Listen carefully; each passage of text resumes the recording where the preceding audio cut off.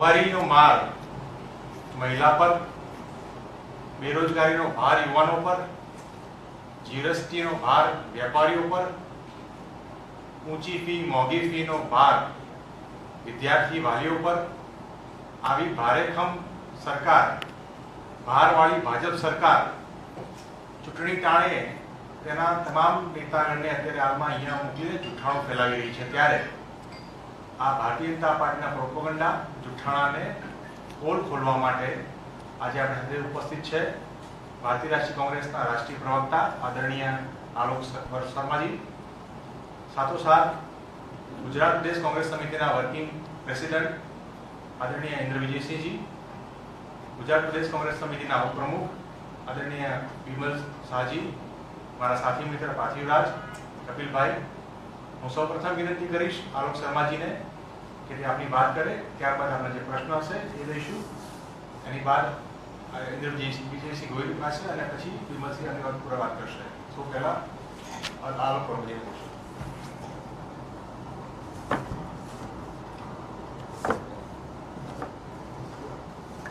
धन्यवाद. पत्रकार बंधुओं का इस पत्रकार वार्ता में बहुत बहुत स्वागत. जैसा कि आप लोगों को विदित है कि आज की पत्रकार वार्ता हम लोगों ने जो भारतीय जनता पार्टी की आज उनके अनुसार कही गई गौरव यात्रा, जबकि हम मानते हैं कि गौरव यात्रा न होकर ये विदाई यात्रा है उनकी, और विदाई यात्रा भी न होकर ये मुझे लगता है कि आज भारतीय जनता पार्टी के तमाम शीर्ष नेतृत्व को गुजरात की जनता से माफ़ी मांगते हुए यात्रा निकालनी चाहिए. तो हम कहेंगे कि ये भारतीय जनता पार्टी की माफ़ी मांगते हुए जो विदाई यात्रा है उसके बारे में आज हम बात करना चाहते हैं. भाजपा ने कहा कि ये उनकी गौरव यात्रा है. हम भाजपा से पूछना चाहते हैं कि भाई आपकी जो गौरव यात्रा है वो किस चीज़ की गौरव की यात्रा है? आपने गुजरात को, देश को क्या दिया है जिसकी गौरव की बात आज भारतीय जनता पार्टी बात कर रही है? क्या इस बात की गौरव यात्रा है कि महंगाई की मार जो है वो हर आदमी के ऊपर पड़ रही है? 410 रुपये का सिलेंडर 1150 रुपये का हो गया है. क्या इस बात की गौरव यात्रा है? क्या जो 50 वर्षों में सबसे ज़्यादा बेरोजगारी दर है, क्या उसकी गौरव यात्रा है ये? क्या ये पिछले 5 वर्षों में 30 से ज़्यादा जो पेपर लीक हुए हैं गुजरात के अंदर, जिसमें मेरे साथी गोयल जी बात करेंगे अभी आपसे डिटेल में, क्या ये उसकी गौरव यात्रा है? क्या आपने पूरी तरह से, जिस तरह से लोकतंत्र का गला घोंटा हुआ है, उस चीज़ की गौरव यात्रा है गुजरात के अंदर? क्या ये जो 28 आंदोलन गुजरात में चल रहे हैं, क्या ये उसकी गौरव यात्रा है कि तमाम जो कर्मचारी वर्ग है, शिक्षित वर्ग है, अशिक्षित वर्ग है, क्या ये उसकी गौरव यात्रा है? क्या ये जो 84 के करीब डॉलर पहुंच गया है रुपए की तुलना में, क्या ये उसकी गौरव यात्रा है? क्या ये गौरव यात्रा जिस तरह से नैनो प्लांट से कोई मशीन नहीं निकल रही, कोई गाड़ी नहीं निकल रही, क्या उसके बंद होने की गौरव यात्रा है? क्या नैनो प्लांट के एवज में जो गुजरात का टैक्स पेयर्स का पैसा बर्बाद हुआ, क्या ये उसकी गौरव यात्रा है? क्या एनसीआरबी के आंकड़े जो बता रहे हैं कि अनऑर्गेनाइज सेक्टर में आत्महत्या की दर हिंदुस्तान में 2.5 गुना बढ़ गई, क्या ये उसकी गौरव यात्रा है? क्या ये सीआर पाटिल साहब के जो 107 मुकदमे हैं, जो क्रिमिनल केसेस उनके ऊपर लगे हुए हैं, क्या ये उन 107 मुकदमों की गौरव यात्रा है? क्या ये गौरव यात्रा इसकी है कि आपने पूरा मंत्रिमंडल मुख्यमंत्री समेत बदल दिया? क्या ये इस बात की गौरव यात्रा है? क्या ये गौरव यात्रा इस बात की है कि लाखों लोग बिना ऑक्सीजन, बिना बेड के गुजरात में मृत्यु को प्राप्त हो गए और कोरोना में आप इलाज तक नहीं दे पाए? क्या ये उसकी गौरव यात्रा है? आज हम पूछना चाहते हैं कि तू इधर उधर की बात न कर, ये बता कि काफिला क्यों लुटा? मुझे रहबरी से गिला नहीं, तेरी रहबरी का सवाल है। अब हम पूछना चाहते हैं कि आप हमें केवल ये बता दीजिए कि गुजरात के ऊपर जो 9,000 करोड़ का जो कर्जा था, वो 2.25 लाख करोड़ कर्जा पहुंच गया पिछले 20-22 वर्षों में, जब से मोदी जी की और भाजपा की सरकार यहां पर रही। तो क्या आप लोग उस बात का गौरव यात्रा निकाल रहे हैं? एक तरफ तमाम विषय ऐसे लिए गए गौरव यात्रा में जिसमें कहीं ना कहीं उनकी माफी होनी चाहिए, भाजपा को पूरे गुजरात प्रदेश से माफी मांगनी चाहिए कि जो कुकृत्य, जो कुकर्म आपने करके और जिस तरह से राज्य को, प्रदेश को जहां पहुंचाया है, अर्थशास्त्र को जिस तरह से, अर्थव्यवस्था को पूरी तरह से नष्ट नाबूद कर दिया है, उसके लिए भारतीय जनता पार्टी को पूरे देश से और खास तौर पर गुजरात से माफी मांगनी चाहिए। कई विषय आज लिए गए राष्ट्रीय परिप्रेक्ष्य में भी और राज्य के भी पटल पर। दूसरा विषय इन्होंने आदिवासियों का लिया, आदिवासियों की यात्रा की बात की और आदिवासियों के गौरव की बात की।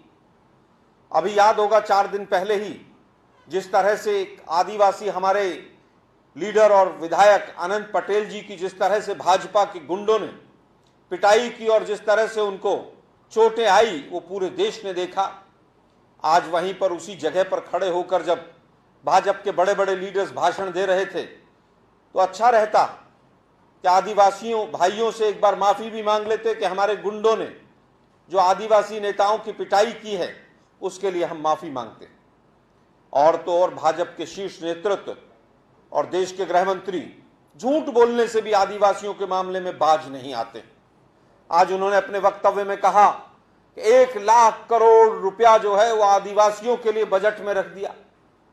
भाई, गुजरात की जनता को आप इतना नासमझ समझते हैं क्या? आपको झूठ बोलने की आदत है, बीमारी है, ये तो सबको पता है, लेकिन आदिवासियों से तो झूठ मत बोलिए। गुजरात का बजट 2.1 लाख करोड़ है और उसमें से 45% बजट जो है वो आदिवासियों के लिए आपने आवंटित कर दिया। अमित शाह जी, ऐसी झूठ ना बोले आप। बेहतर होता आप आज मनरेगा का जो आदिवासी भाइयों का पैसा नहीं उनको मिला है उसको रिलीज करने की बात करते, लेकिन उस पर आप खामोश रहेंगे। और आज हम पूछना चाहते हैं 2006 का फॉरेस्ट राइट्स एक्ट जो पूरे देश में लागू हो गया है कि जल, जंगल और जमीन के ऊपर आदिवासियों के अधिकार हों, जब केंद्र सरकार ने वो कानून पास कर दिया, आप अगर आदिवासियों के इतने ही हितैषी अपने आप को बताते हैं तो आपने आज तक वो कानून गुजरात के अंदर क्यों नहीं लागू किया है? इस बात का भी अगर उत्तर भाजपा दे तो शायद ज्यादा अच्छा रहे। तापी हो, वेदांत हो, स्टैच्यू ऑफ यूनिटी हो, भारतमाला हो, तमाम प्रोजेक्ट्स जो धनाढ्यों के लिए रहे, कहीं ना कहीं उसमें आदिवासियों की जमीनें गई, उनके मुआवजे आज तक क्यों रुके हुए हैं? कौड़ियों के भाव आपने जमीन लेकर तमाम उद्योगपति अपने मित्रों को दी।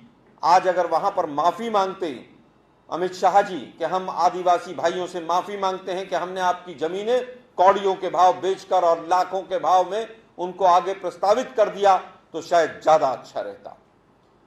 अभी हमारे साथी, हमारे वर्किंग प्रेसिडेंट इंद्र विजय जी मुझे बता रहे थे कि जो आदिवासी विकास का जो फंड होता है उसको भी सब प्लान में ग्रांट में डाल दिया जाता है।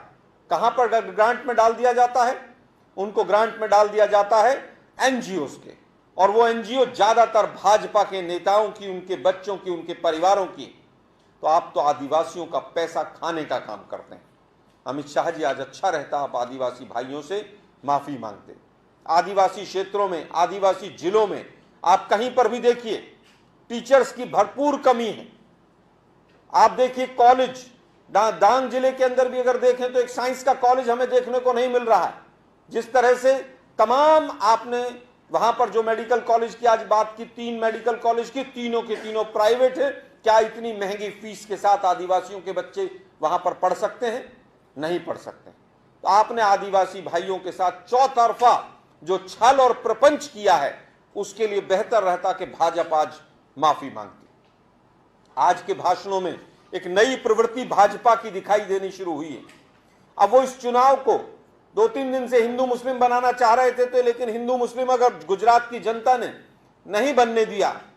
अब वो इंटरनल सिक्योरिटी, भारत पाकिस्तान, आज तमाम जो बीजेपी के लीडर्स हैं उनके बयानों में आना शुरू हो गया है। तो हम मीडिया के माध्यम से गुजरात की जनता को आगाह करना चाहते हैं, सतर्क करना चाहते हैं कि ये लोग हर तरह का प्रपंच रचेंगे।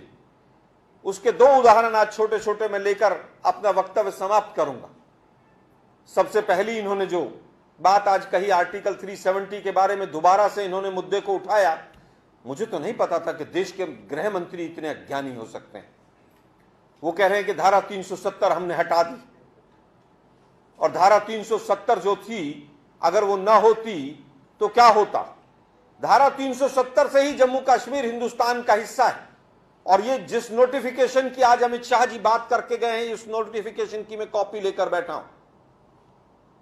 ये नोटिफिकेशन की कॉपी कहती है कि धारा 370 की जो पावर्स हैं उनको यूज करते हुए हमने 2 बदलाव किए। इस तरह के 36 बदलाव पहले भी हुए हैं धारा 370 की पावर्स को यूज करते हुए।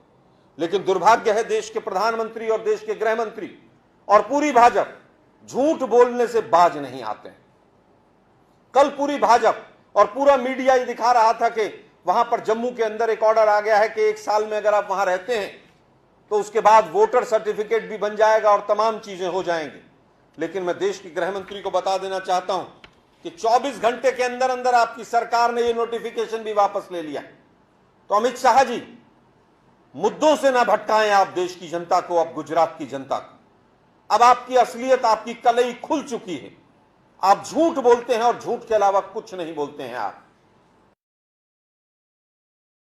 आज उन्होंने इंटरनल सिक्योरिटी की भी बात कही। वैसे तो इनका भाजपा का पुराना ये अपना एजेंडा रहता है कि पुराने प्रधानमंत्रियों को कोसा जाए। लेकिन मैं उनको याद दिलाना चाहता हूं, पिछले चुनाव में भी डॉक्टर मनमोहन सिंह को और पूर्व सेना अध्यक्ष को आप लोगों ने इसी तरह से प्रश्न चिन्ह में खड़ा किया था। लेकिन उसके बाद अरुण जेटली साहब ने संसद के अंदर माफी मांगी थी कि हमसे गलती हो। अब हम 3 सवाल उनसे पूछना चाहते हैं। अमित शाह जी, आप क्योंकि स्वयं गृह मंत्री हैं, पुलवामा के शहीदों को अभी तक शहीद का दर्जा क्यों नहीं मिला? पुलवामा की घटना को हुए लगभग 3.25 साल हो गए, अभी तक उनको शहीद का दर्जा क्यों नहीं मिला? पहला सवाल। दूसरा सवाल, जांच कहां तक पहुंची है? मोदी साहब जिस समय पर वहां पर जिम कॉर्बेट में फोटो सेशन करवा रहे थे, 300 किलो आरडीएक्स वहां तक कैसे पहुंचा था, उसका आज तक देश को नहीं पता चला। और तीसरा सवाल, वो जो गाड़ी पुलवामा के काफिले से टकराई थी, वो गाड़ी किसकी थी? उसका मालिक कौन था? कोई मिली भगत तो नहीं थी देवेंद्र सिंह डीएसपी की और भाजपा की और तमाम जो सिक्योरिटी एजेंसीज हैं उनकी? इसकी जांच कहां तक पहुंची है, इसका पता करना चाहिए। हम तो मीडिया के माध्यम से भाजपा से ये पूछना चाहते हैं कि पुलवामा का आज आपने जिक्र किया, आपने इंटरनल सिक्योरिटी का जिक्र किया, वो कौन सी गाड़ी थी जो पुलवामा के काफिले से टकराई थी? वो मारुति थी, एम्बेसडर थी, स्कॉर्पियो थी, इनोवा थी, क्या था वो?